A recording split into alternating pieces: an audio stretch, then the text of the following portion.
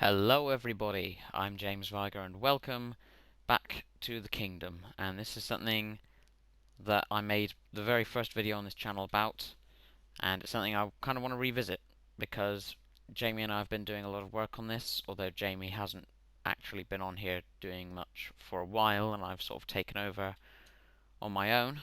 But I want to show you around what kind of things we've been doing and what what we're planning to do with this map in the future. So what we showed you before is mostly this side of the kingdom. It wasn't all complete, in fact it was pretty much just this corner.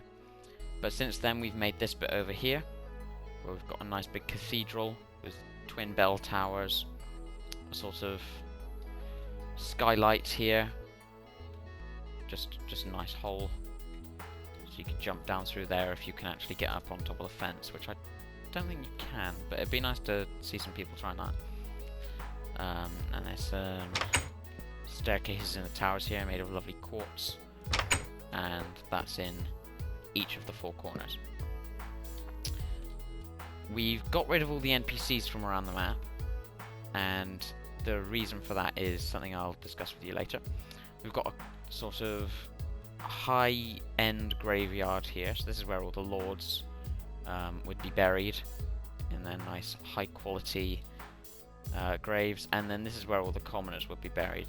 It sort of destroys the experience slightly with the animated, unnerving soul sand there, but if you're using something like default, then it shouldn't make a massive difference. So this is just a commoner's graveyard. And then back here we've got the lords' houses as well. Each one's got a unique style of its own. So this one's got a big water feature in the background, it's sort of L shape. This one is a square. This one over here is also kind of an L shape, but it's a bit more bulky in this part. And this one here is a sort of U type shape.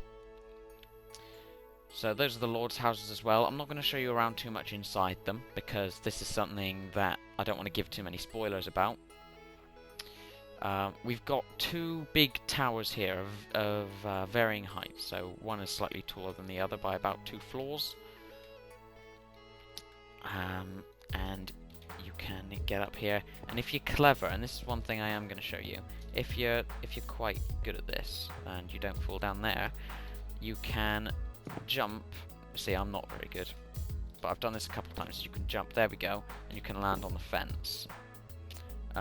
Just in case you want to make a quick escape from someone if you're coming up here and you want to jump down, maybe onto the boat.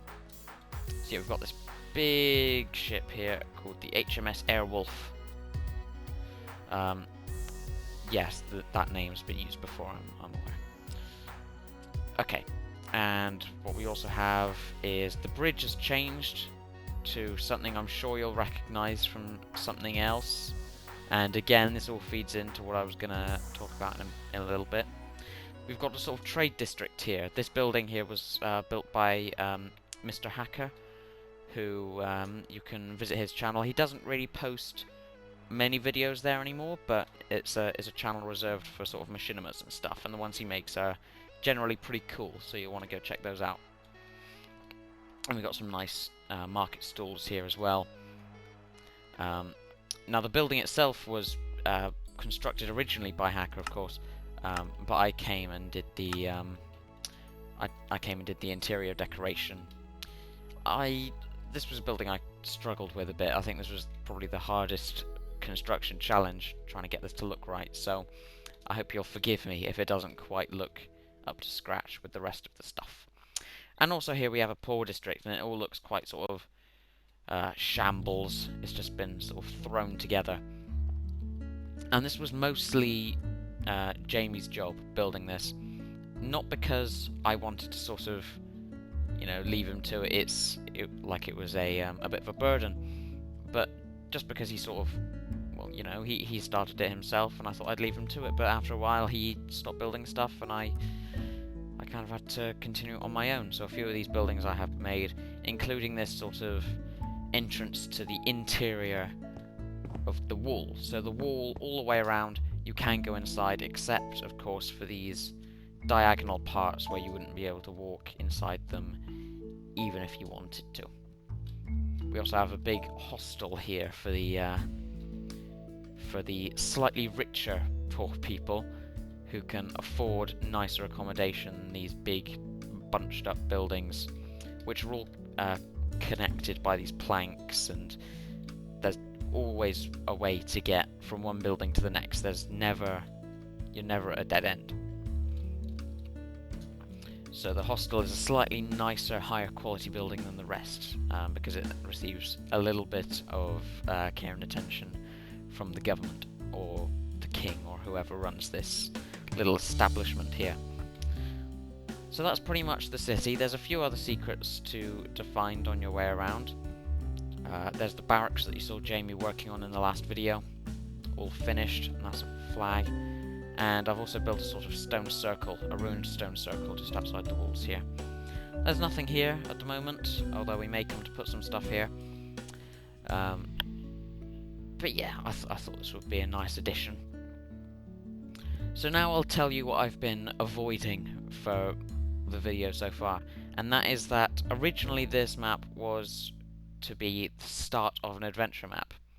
A few of my friends and I have wanted to build an adventure map for quite some time, but we've never really got around to completing one, and unfortunately that's still the case. So, because we'd put so much effort into this original kingdom, and it was taking so long to build something of this quality, and I hope you'll agree that it's of a good quality. I personally think we've done a good job on it. So instead of continuing to build things to this extent, it would have taken years to build an adventure map of the scale that we wanted.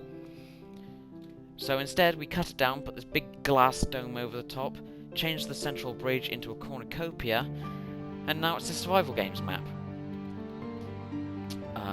I've yet to put chests throughout the entire map, but I've done the cornucopia chests, they're all sorted, and I've been starting in this corner here, sort of laying down a couple of chests as well, but there are currently no chests anywhere else on the map, and me and anyone else who ends up joining me, whether it's Jamie or whether it's some other friends or anyone with any map making expertise, will be going around to put stuff in these chests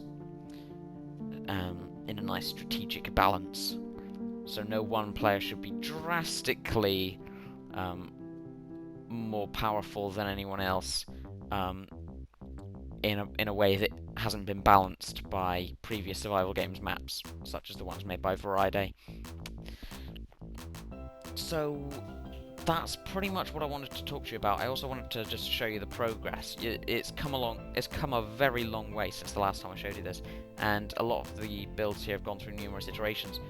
One of the big things we had to change from the previous version of the map is that if you look in the last video, I think it was in the last video, but I'd actually gone and made, I'd taken the Sphax texture pack and I'd modified quite a few textures in an attempt to try and make this seem a lot more personal and like an adventure map. So I would have a custom custom texture pack, or in this case resource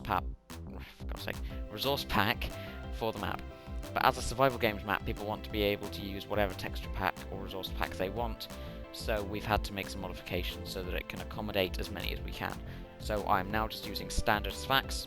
I could switch to default, but there's not really a massive point. I'm sure you can imagine what it would look like. But that's about all I wanted to show you. So the goal with this map now is to finish putting the chests down, and I could really use some help with that because doing it on my own is going to take quite some time. And then we are going to try and get some people together to, in some ways, beta test the map, but also we're going to be playing it on the main One Viger channel. When that happens, we'll try and get some people from the old survival games together. Some people like Jamie, Luke, and Marcus should be there. Maybe we can get Joe as well. He wasn't in the last one, but you know, we'll see. And I don't want to get anyone's hopes up too much, but if you're aware of someone called Mr. Crayfish, who is a YouTuber with with a few thousand subscribers. I've already mentioned Hacker in this video, and he may have the ear of Mr. Crayfish, and may be able to convince him to join us to play this map. So, if you're aware of him, don't get too excited, because I can't promise anything yet, but hopefully we'll be able to feature a nice guest appearance from at least one person. Otherwise, thank you very much for watching. I'd like to hear your feedback on the map, and if you're willing to try and help me finish off the map, I could use any expertise I can get my hands on at the moment. But it'd be nice if you'd got some past experience in map making. Specifically survival games maps would be great, but just maps in general is acceptable as well. And that's about going to do it for this video. Thank you very much for watching, and I will try to keep you apprised of progress a little more frequently than I have been, because obviously the last video was quite some time ago. So once again, thank you guys very much for watching. Please subscribe, and I hope you enjoyed. Bye bye.